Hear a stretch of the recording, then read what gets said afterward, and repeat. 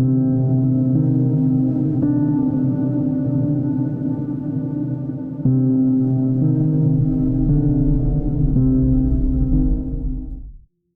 sitting gone wrong.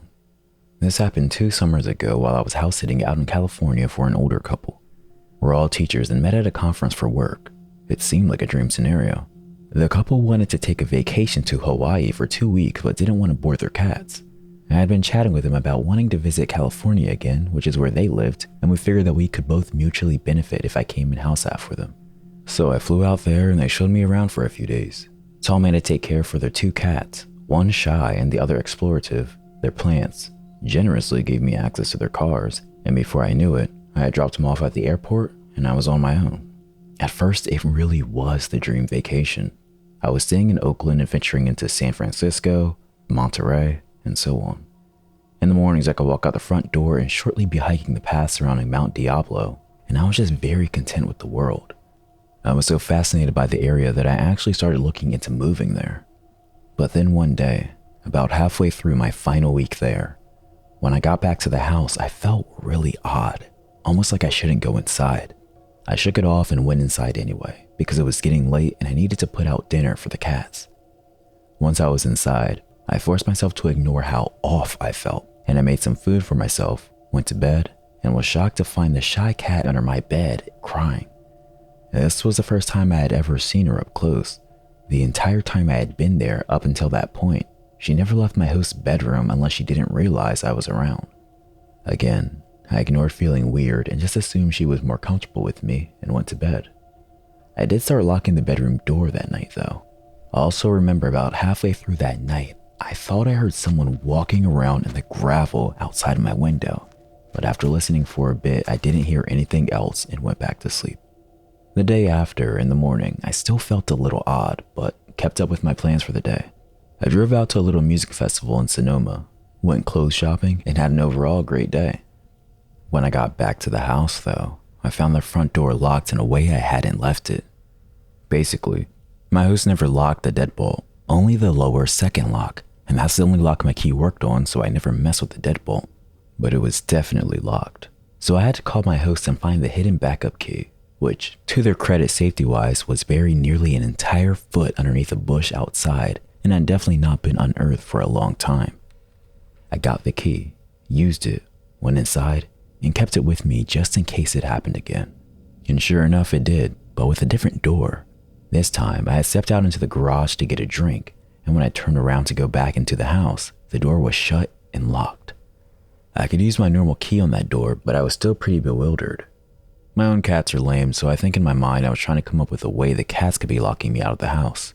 I decided I must have been misunderstanding how the locks worked and just started triple checking locks when I went out of the house or into the garage.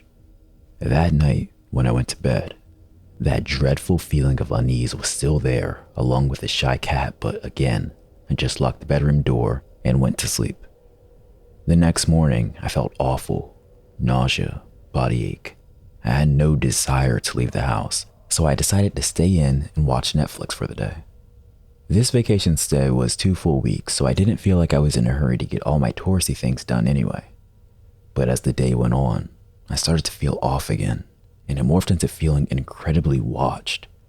Around mid-afternoon, it got to the point that I was so uneasy that I decided to get out of the house for a bit to shake it off. I was getting a bit low on food, so I went to the grocery store, and as I finished checking out, the cashier said the generic, "Have a great evening," and I just instantly broke down because I thought they might be the last person to ever say that to me. When I got to the car, I was terrified, and my entire body was telling me not to drive back to the house. I couldn't not though, because I didn't want to neglect the cats. I drove back, parked in the driveway, and convinced myself after about half an hour to just go open the front door. Once I did that, I thought I would get over it and be able to go in and at least feed the cats. Maybe I'd go get a hotel room after, but my body physically would not let me inside. It was like I was stuck in the entryway. I then made a deal with myself. I would yell into the house saying I had already called the police and that they were on their way.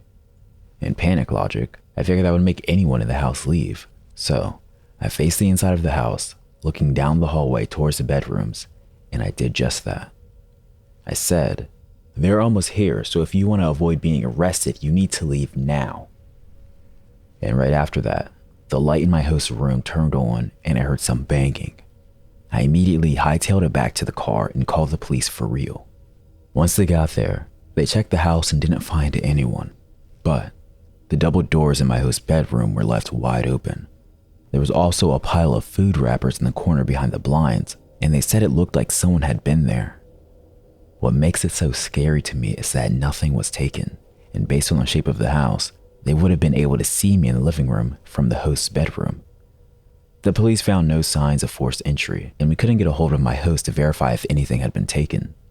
The shy cat was right back in my host's bedroom, and I didn't see her again until I left to go back home. I think the intruder must have been there for at least 2 days, forcing the cat to stay in the room with me. This whole situation messed me up, especially due to the fact they didn't catch the person and didn't seem to have any desire to look. I had to stay in the house for 3 more days. Once the host got back, we talked about it. They had a few ideas, none of which I liked, but it was nice to have some potential explanations. One is they admitted they have had several students house sit for them in the past, and it's possible one of them had made a spare key over the years. And another explanation, they apparently have an elderly neighbor whose son lives with her on and off. While living there, he is often spotted in the middle of the street yelling about demons and how they're in his mom and other scary things. But they were under the impression he wasn't living there now, so they doubted it would have been him. Nothing else odd happened the rest of the time I was there, but the damage was already done.